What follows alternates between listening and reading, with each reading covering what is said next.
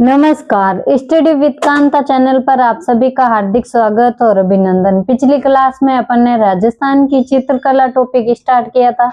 राजस्थान की चित्रकला में अपन ने आनंद कुमार स्वामी के वैज्ञानिक वर्गीकरण पर अध्ययन किया था, जिसमें अपने वैज्ञानिक वर्गीकरण में जिन आनंद कुमार स्वामी ने 4 भागों में बांटा था राजस्थान की चित्रकला को, जिसमें अपने मेवाड़ चित्र शैली, मारवाड़ चित्र शैली, और जिन पर अपन ने एक एक में डिटेल के बारे में चर्चा करनी थी। सबसे पहले आज अपन मेवाड़ चित्र शैली में पढ़ेंगे उदयपुर चित्र शैली, और उदयपुर चित्र शैली के अलावा चावंड चित्र शैली पर बात करेंगे। तो चलते हैं सबसे पहले उदयपुर शैली। उदयपुर शैली जिसे राजस्थान की सभी शैलियों का जन्मदाता माना जाता है, क्योंकि उदयपुर शैली से ही सभी चित्र शैलियों का जन्म हुआ है, ऐसा माना जाता है। कब हुआ था उदयपुर चित्र शैली की उत्पत्ति, उद्भव पूछे तो 12वीं शताब्दी ईस्वी में। 12वीं शताब्दी ईस्वी में उदयपुर शैली का जन्म होता है। कहाँ से होता है? तो अपभ्रंश शैली या फिर गुजराती शैली से। कल अपन ने पढ़ा था कि अपने राजस्थान की चित्रकला की उत्पत्ति भी अपने गुजराती शैली या अपभ्रंश शैली कहते हैं, इससे हुई है, और इस पर जैन धर्म का प्रभाव सर्वाधिक देखने को मिलता है। देखिए, राजस्थान में चित्रकला कोई पनपने वाली प्रथम शैली है। कब हुई थी उत्पत्ति? तो 12वीं शताब्दी ईस्वी में। उत्पत्ति किससे हुई थी? तो गुजराती या अपभ्रंशी शैली हुई थी, अपभ्रंशी शैली से हुई थी, और ये इस पर जैन धर्म का प्रभाव सर्वाधिक देखने को मिलता है। उदयपुर शैली का स्वर्ण काल पूछे तो किस राजा के काल में उदयपुर शैली का स्वर्ण काल रहा था पूछे आपको, तो महाराजा जगत सिंह प्रथम के समय। महाराजा जगत सिंह प्रथम ने ही तस्वीरारों कारखानों, जिसे अपन कहते हैं चितेरोरी ओवरी, जिसे तस्वीरारों कारखानों भी कहते हैं, का निर्माण करवाया था। किसने? जगत सिंह प्रथम ने। और महाराणा जगत सिंह प्रथम का काल ही लघु चित्र शैलियों का स्वर्ण काल कहा जाता है। उदयपुर चित्र शैली में लघु चित्र शैलियों का स्वर्ण काल पूछे तो महाराणा जगत सिंह प्रथम का काल, जिन्होंने चित्तौड़ की ओवरी विद्यालय का निर्माण करवाया था, जिसे तस्वीरारों कारखानों कहते हैं। ये कहाँ पे है पूछे आपको, तो सिटी पैलेस उदयपुर के अंदर है तस्वीरारों कारखानों। ठीक है। उदयपुर शैली का प्रथम चित्र कौन सा है पूछे आपको, तो श्रावक प्रतिक्रमण सूत्र चूर्ण। उदयपुर चित्र शैली का प्रथम चित्र श्रावक प्रतिक्रमण सूत्र चूर्ण चित्रित कौन सा है? तो श्रावक प्रतिक्रमण सूत्र चूर्ण कब चित्रित किया गया था? तो 1260 ईस्वी में। कब किया गया? 1260 ईस्वी में। कहाँ पे किया गया पूछे आपको, तो आहड़ में चित्रित किया गया था, और आहड़ में ये ताड़ के पन्नों पर चित्रित किया गया था। आहड़ में ताड़ के पन्नों पर चित्रित किसके द्वारा चित्रण किया गया था इसका पूछे, तो श्रावक प्रतिक्रमण सूत्र चूर्ण के चित्रकार थे कमल चंद्र, जो कि रावल तेज सिंह के काल 1260 ईस्वी में ताड़ के पन्नों पर चित्रित किया गया था, और चित्रकार पूछे तो इसके कमल चंद्र था। ठीक है, कमल चंद्र चित्रकार था, और रावल तेज सिंह के काल में ये चित्रित किया गया था।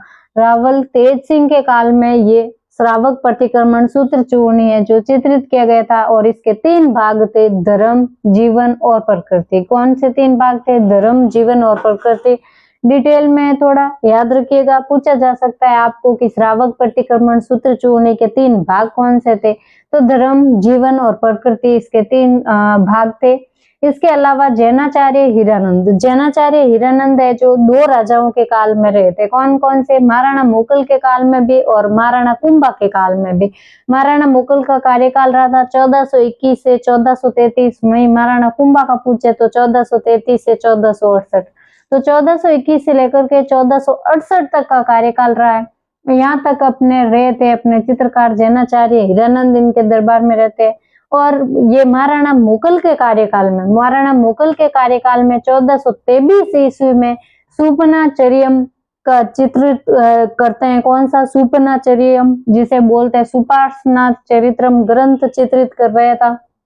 महाराणा मुकुल के काल में किसने किया था? तो जैनाचार्य हीरानंद ने। कौन सा चित्रकार? हीरानंद ने। कौन सा चित्र? तो सुपार्श्वनाथ चरित्र का चित्रण किया था। कहाँ पे किया पूछे तो देलवाड़ा में। 1423 ईस्वी में। कब किया था? तो 1423 में देलवाड़ा में, जो कि वर्तमान में पूछे कहाँ पे है, तो वर्तमान में अपने उदयपुर संग्रहालय में सुरक्षित है। कौन सा? सुपार्श्वनाथ चरित्र ग्रंथ। ठीक है, उदयपुर संग्रहालय में संग्रहित है। कहाँ पे इसकी रचना हुई थी पूछे, कहाँ पे चित्रित किया गया था, तो अपने देलवाड़ा में। कब किया गया था? तो 1423 में। किसके कार्यकाल में किया गया था? तो महाराणा मुकुल के कार्यकाल में। ठीक है, उसके बाद में कलीला व दमना का चित्रण। कलीला व दमना क्या है, तो अपने पंचतंत्र जिसकी रचना की थी विष्णु शर्मा, इसका फारसी में अनुवाद किया गया था। उसी में ये दो पात्र है कलीला और दमना, विष्णु शर्मा के पंचतंत्र के दो पात्र है, कौन, कलीला और दमना। ठीक है, तो कलीला व दमना का चित्रण मेवाड़ शैली में विष्णु शर्मा द्वारा रचित पंचतंत्र के पात्रों का चित्रण किया गया। किसके द्वारा किया गया पूछे आपको, तो नूरुद्दीन के द्वारा। नूरुद्दीन के द्वारा किसके कार्यकाल में किया गया, तो महाराणा संग्राम सिंह सेकंड के कार्यकाल में किया गया था नूरुद्दीन द्वारा। किसका चित्रण, तो कलीला व दमना का चित्रण। ठीक है, इसके अलावा सर्वाधिक चित्रण पूछे तो कौन से ग्रंथ का हुआ है, आपको जयदेव द्वारा रचित गीत गोविंद ग्रंथ का सर्वाधिक चित्रण देखने को मिलता है मेवाड़ शैली में। तो मेवाड़ शैली में सर्वाधिक चित्रण हुआ है गीत गोविंद का। आपको क्वेश्चन पूछा हुआ है कि गीत गोविंद का संबंध कौन सी शैली से है, तो मेवाड़ शैली या उदयपुर शैली से हो जाएगा। गीत गोविंद ग्रंथ का चित्रण है जो मेवाड़ शैली में माना जाता है, किसके द्वारा, जयदेव के द्वारा। ठीक है, इसके अलावा साहिबुद्दीन है जो मेवाड़ शैली का चित्रकार रहा है, साहिबुद्दीन या फिर साहिबुद्दीन मिलता है इसका नाम।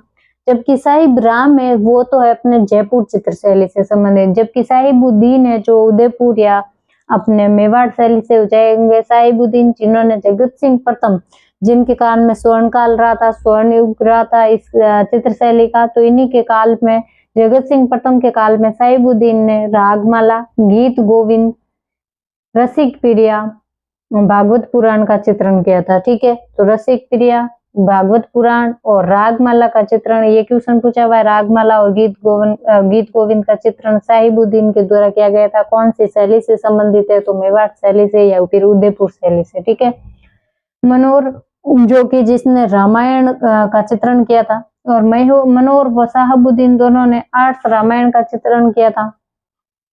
इसके अलावा जगन्नाथ के द्वारा संग्राम सिंह सेकंड के काल में बिहारी सतसई का चित्रण किया गया था, और धनसार के द्वारा महाराणा लाखा के कार्यकाल में कल्प सूत्र का चित्रण किया गया था। तो ये अपने इम्पोर्टेंट है, याद रखिएगा। उदयपुर चित्र शैली के चित्रकार जिसने साहिबुद्दीन, जिसने जगत सिंह प्रथम के कार्यकाल में रागमाला है, गीत गोविंद है, इसके अलावा हो जाएगा भागवत पुराण का चित्रण किया था। जगन्नाथ ने संग्राम सिंह सेकंड के काल में किया था अपने बिहारी सतसई का। और मनोहर और साहिबुद्दीन पूछे तो 8 रामायण का किया था, और वही धनसार के द्वारा महाराणा लाखा के कार्यकाल में कल्प सूत्र का चित्रण किया गया था। उदयपुर चित्र शैली की विशेषताएं पूछे तो उदयपुर चित्र शैली की विशेषताओं में कदम वृक्ष की प्रधानता है। सबसे पहले कदम वृक्ष की प्रधानता पूछे तो उदयपुर चित्र शैली में। इसके अलावा संगीत व धार्मिक ग्रंथों पर आधारित है ये चित्र शैली। हाथी व चकोर की प्रधानता देखने को मिलती है। इसके अलावा अटपटी पगड़ी का संबंध भी मेवाड़ शैली से। अटपटी पगड़ी जो कि अकबर के समय प्रचलित रहा करती थी, अटपटी पगड़ी अकबर के समय प्रचलित थी। और लाल पीला रंग की प्रधानता देखने को मिलती है उदयपुर चित्र शैली के चित्रण में, लाल पीला रंग। इसके अलावा कदम वृक्ष और संगीत व धार्मिक ग्रंथों पर आधारित होते हैं। हाथी व चकोर की प्रधानता और अटपटी पगड़ी इनकी प्रमुख विशेषताएं।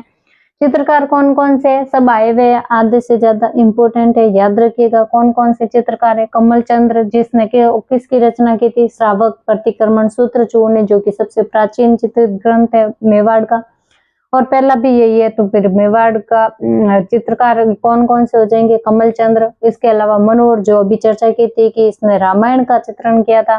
साहिबुद्दीन जिसने रामायण का भी किया था, और इसके अलावा रागमाला, गीत गोविंद और भागवत पुराण का चित्रण किया था। इसके अलावा नूरदीन के अलावा नरोत्तम शर्मा के अलावा हीरानंद जिसने अपन ने अभी पढ़ा था कि महाराणा मोकल के समय में इन्होंने सुपार्श्वनाथ चरित्रम की रचना की थी। किसने, हीरानंद, जैनाचार्य हीरानंद ने। धनराज के अलावा शिवा, भोपा, कृपाराम, अमरा और उमरा दोनों मिलते हैं। जयनाथ, जीवा भी बोलते हैं जिसे, सयोबक्ष, भैरूराम, धनसार, नगा, शिवदयाल और रघुनाथ। ये है अपने मेवाड़ या उदयपुर शैली के चित्रकार। एक बार वापस से देख लीजिएगा, कमल चंद्र, मनोहर, साहिबुद्दीन, नूरदीन, नरोत्तम शर्मा, हीरानंद, धनराज, शिवा, भोपा, कृपाराम, उमरा, जयनाथ, जीवाराम, सयोबक्श, भैरूराम और धनसार, नगा, शिवनाथ और इसके अलावा हो जाएंगे अपने शिव रघुनाथ और शिव दयाल। ठीक है।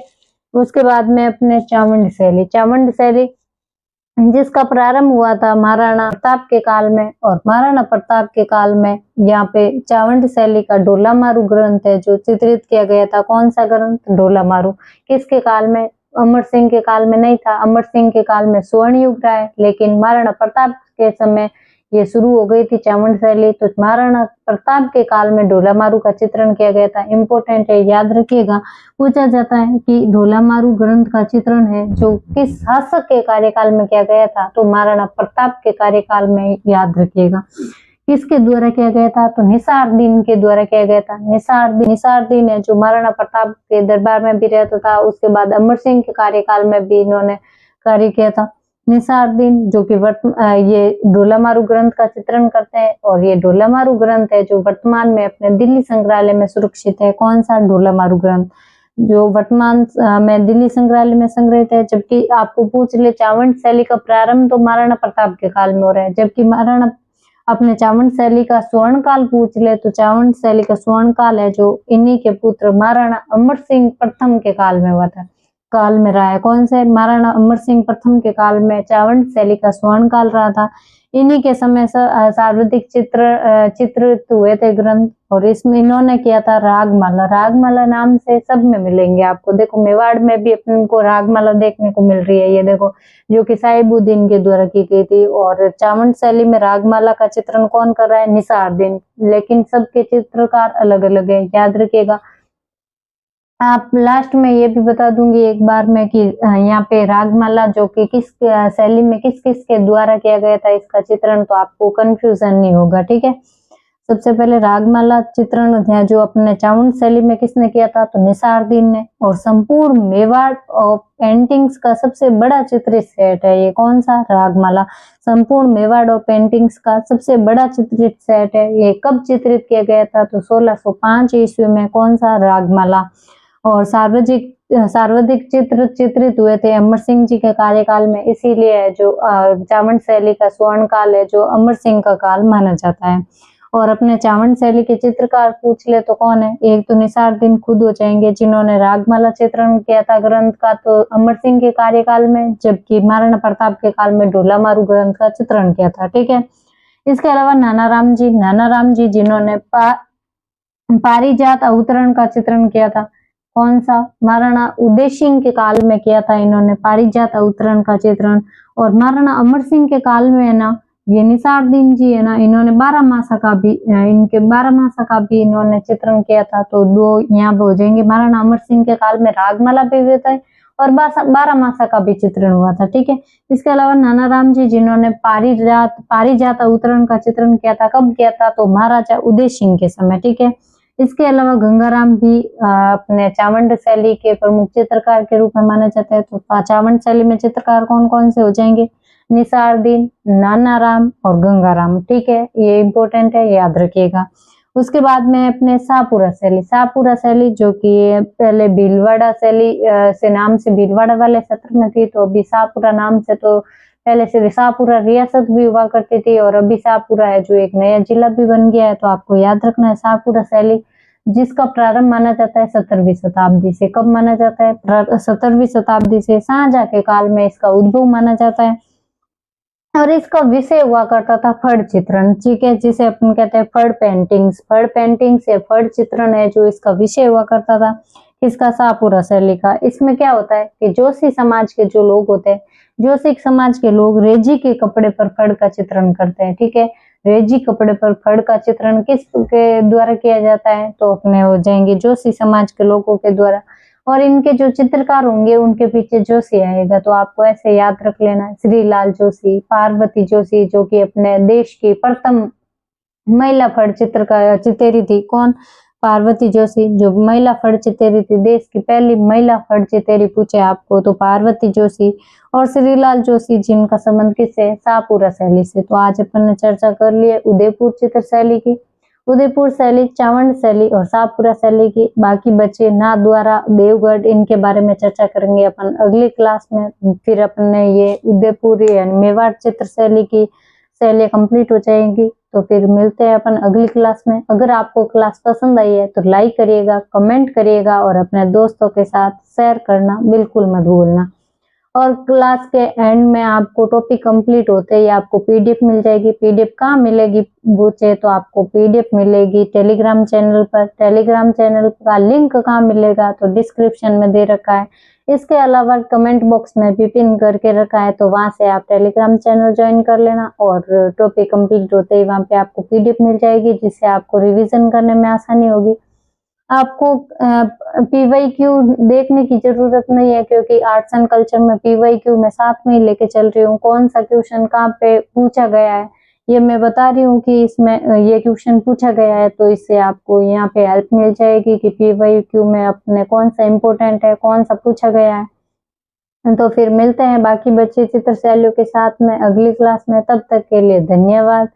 जय हिंद, जय भारत।